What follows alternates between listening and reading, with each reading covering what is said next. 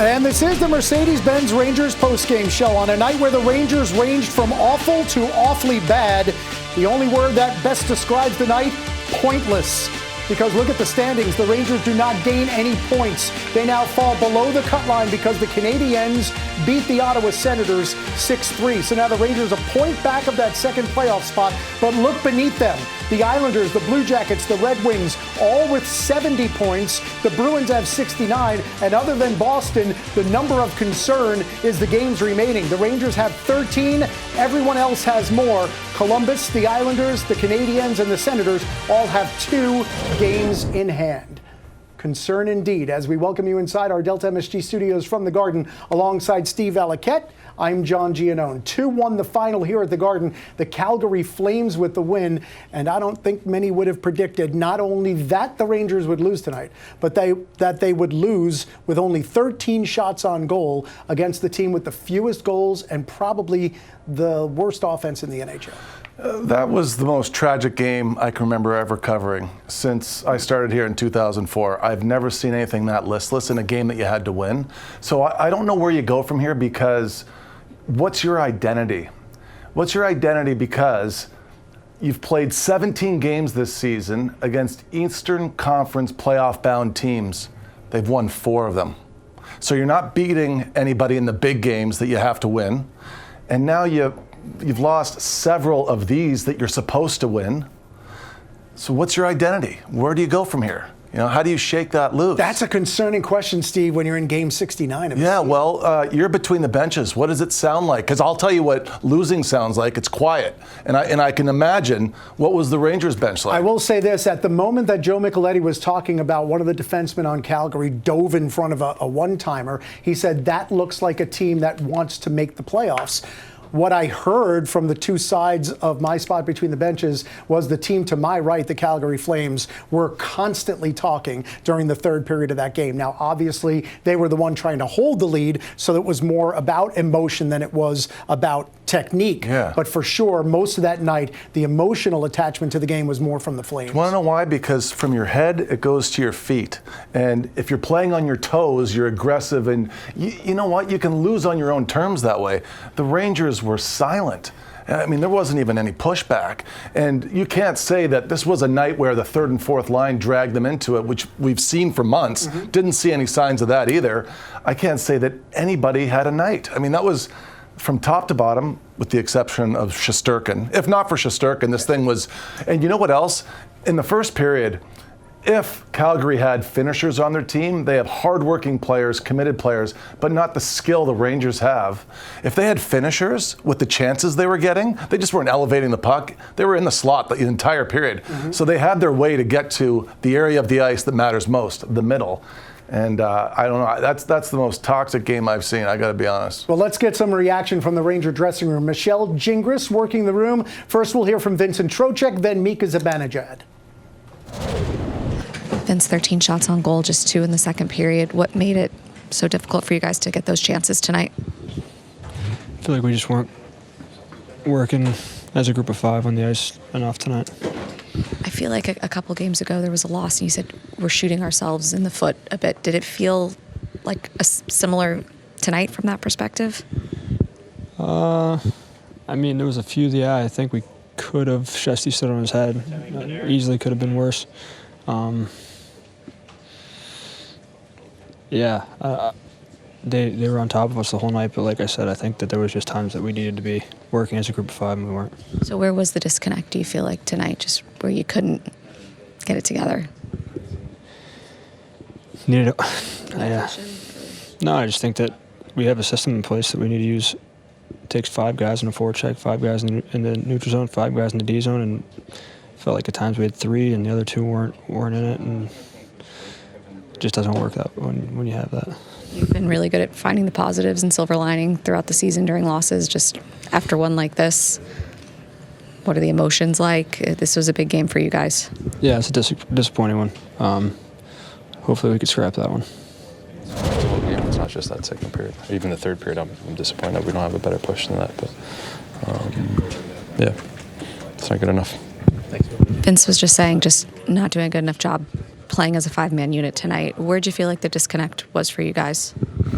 I think everywhere. Obviously with the puck, I think we're slow. We're slow getting out of our own zone. We're slow moving up the pucks. I think we're slow getting open as forwards for our D, and I think we're too far away from each other in the forecheck, and I think that's a result of getting stuck in neutral zone, kind of standing still with one guy goal, and one-man forecheck is not what has been good for us lately. So. And that obviously leads to us going back and playing our zone. Do you think that's what made it difficult for you guys to get those chances? I think it was just 2 shots on goal in the second period. Yeah, I mean, I don't think we have that good of a push in the third either. I think we try, but it's I don't think it's enough. And obviously that second period, we're lucky it's 2-1, and we still have a chance. The way we played the first 2 periods, I don't think you don't get many opportunities to come back in a third when you play like that. So it's too bad we couldn't come back in the third and get that push. Just how disappointing and emotions you feel right now after this game, just given just the importance of it. It's frustrating, really frustrating. It's yeah. I mean, I don't care if we play like that and we win, but we lose and we play like that. That's not acceptable. We just weren't sustaining any pressure. Anytime I feel like we got down in their own zone, we were in there for maybe 1 shot, 1 rim, and we were out. So I think just sustaining offense and holding on to the puck a little bit longer. Defensively, especially early, it seemed like you guys were turning the puck over a lot. What were you seeing on that end? Just not crisp from the opening whistle. I think we came back in between periods and talked about just making crisp plays and just playing hard. We couldn't do that until it was too late. This was saying just not really playing like a 5-man unit, and Mika saying too, just like one man on the forecheck, just not really able to get in and sustain that pressure offensively. What do you think the disconnect was tonight? Was it a communication thing? Just where do you feel like things went wrong? I don't know. I'm not sure. Just wasn't clicking tonight, unfortunately. When you talk about playing hard, did you feel like you guys did it? Was the effort there? Did you feel you did enough of that? I mean, I think we progressed as the game went on, but too little, too late type of thing. Lots to unpack there from those 3 gentlemen. Somewhat alarming that you don't know why things were so disconnected. It's just some of these numbers that I was looking at. 20 giveaways among 14 different Rangers. 20 is a huge number of credited giveaways in a game. Calgary was credited with 11 takeaways. Added up, that's 31 turnovers between takes and gives.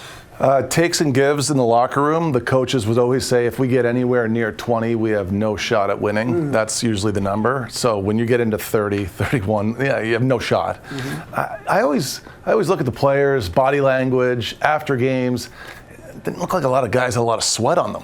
You know how I always say to you off camera, like, oh, he has a furnace face. He was working tonight. You can see it on some of the players. Like, geez, I don't know if that was a no-hitter for Steve, a lot of players. Four Ranger forwards had shots on goal tonight. Yeah. Right, 2 from Panarin, 2 from Kreider, 1 from JT Miller, 1 from Mika Zibanejad, and that's it. In mid to late March, in a game where you can pick up 2 points and remain in a playoff race against a team that played the night before and got slaughtered. I mean, it's almost They got in at 3 a.m. They got in at 3 a.m. and played a backup goalie. The backup goalie, the matchup too, was great as far as favoring the Rangers' skill against that particular goalie. Listen, I'm telling you right now, I said before the game to John, jokingly but serious, this is the lock of the century. Yeah. And that's what I mean. Like, I thought this was a tap-in. Yeah. But I suppose so did they. I guess it's a level of exasperation when my octave level goes up, because it just seems so inexplicable that what happened tonight happened, especially when you consider how the Rangers goaltender played. I know. It could have been 8-1. That's what always gets tough, too, because you'd hope that would inspire everybody. Something would. As a goalie, you're receiving the play, and you're supposed to look up ice after a terrific save and then see everybody go for it the other direction. Now, in the first period, Shesterkin had 5 slot chances against, and 4 of them came from below the goal line. And we were going to break down a package, John, in the first period of how well he was locating, but then Calgary scores 2 goals in the first period, and it didn't seem appropriate at the time, but Shesterkin probably held them to what was 2 that could have been 5. And third period saves, it just didn't stop. And look, it looks a lot to me like the alumni games I play in. They're just, the guys keep coming because checking is optional. And you could see that Shesterkin, he was fired up. And, Thursday, I'd imagine Shesterkin plays again Thursday and all the way through, with the exception of the back-to-back. Hey, Dan Vladar let up a goal with a minute 13 into the game, 58-plus minutes without a goal the rest of the way. 2-1 the final. Calgary Flames over the Rangers.